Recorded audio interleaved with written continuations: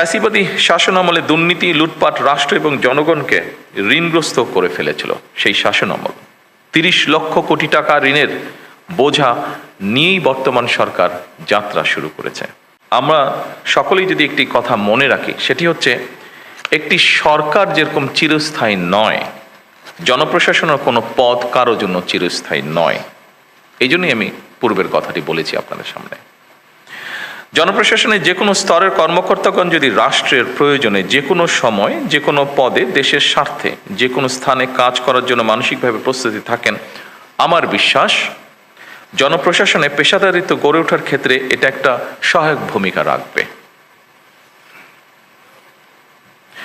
সম্মানিত সকল উপস্থিতিবৃন্দ, একটি গণতান্ত্রিক সরকার নির্বাচিত করেছে বিগত 12 তারিখের নির্বাচন সরাসরি এই দেশের জনগণ সরাসরি ভোটের মাধ্যমে।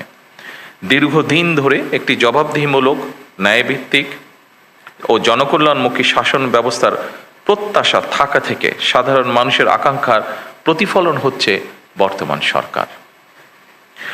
স্বাভাবিকভাবেই জনগণ সরকারের প্রতিটি কাজের মাধ্যমে তাদের আকাঙ্ক্ষার একটি বাস্তব প্রতিফলন দেখতে চাইবে।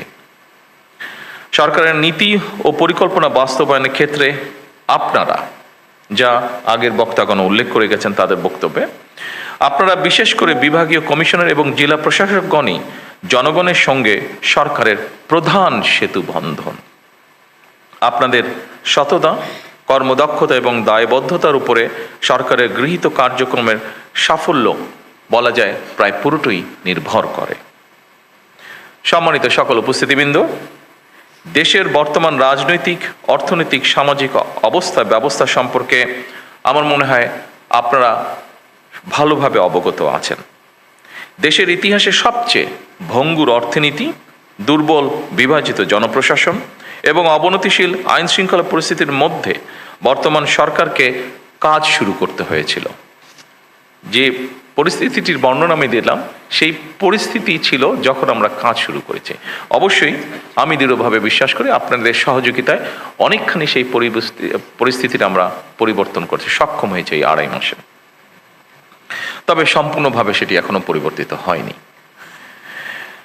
ফ্যাসিবাদী শাসনামলে দুর্নীতি, লুটপাট রাষ্ট্র এবং জনগণকে ঋণগ্রস্ত করে ফেলেছিল। সেই শাসনামল 30 লক্ষ কোটি টাকা ঋণের বোঝা নিয়েই বর্তমান সরকার যাত্রা শুরু করেছে। আপনারা কম বেশি ধারণা অবশ্যই আপনাদের আছে যে আমরা দেখেছি বিগত সরকারের সময় দেশকে একটা আমদানি নির্ভর রাষ্ট্রে পরিণত করে ফেলা হয়েছিল। বিভিন্ন স্ট্যাটিস্টিক্স যেটা বলে, দেশে দারিদ্র্য বেড়েছে, দেশে বেকারত্ব বেড়েছে, নতুন কর্মসংস্থান হয় নাই বললেই চলে। প্রতিটি সাংবিধানিক এবং বিধিবিদ্ধ প্রতিষ্ঠানকে বলা যায় অকার্যকর করে ফেলা হয়েছিল। আপনারা মনে হয় তার সবচেয়ে বড় উদাহরণ, যেহেতু আপনার প্রশাসনে বিভিন্ন জায়গায় আছেন, বিভিন্ন জায়গায় কাজ করছেন। বিচার বিভাগ, নির্বাচন কমিশন, দুদক সবকিছুই ছিল অকার্যকর। শিক্ষা, স্বাস্থ্য সব সেক্টরই বলা যায় ভঙ্গুর অবস্থা। অপরদিকে বর্তমানে যুদ্ধ পরিস্থিতি ও নতুন সরকারের সামনে একটি চ্যালেঞ্জ হয়ে দাঁড়িয়েছে। যুদ্ধ পরিস্থিতি থেকে হয়তো এই মুহূর্তে পৃথিবীর কোনো দেশই রক্ষা পায়নি, সব দেশই কম বেশি এফেক্টেড হয়েছে, বাংলাদেশে এফেক্টেড হয়েছে। তবে জনগণের ভোগান্তি না বাড়িয়ে আমরা সকলে মিলে কিভাবে পরিস্থিতির মোকাবেলা করা যায় সেটি হচ্ছে আমাদের চেষ্টা বা অব্যাহত চেষ্টা, সেটা এবং আপনাদের সহযোগিতায় সেই চেষ্টা আমরা অব্যাহত রেখেছি।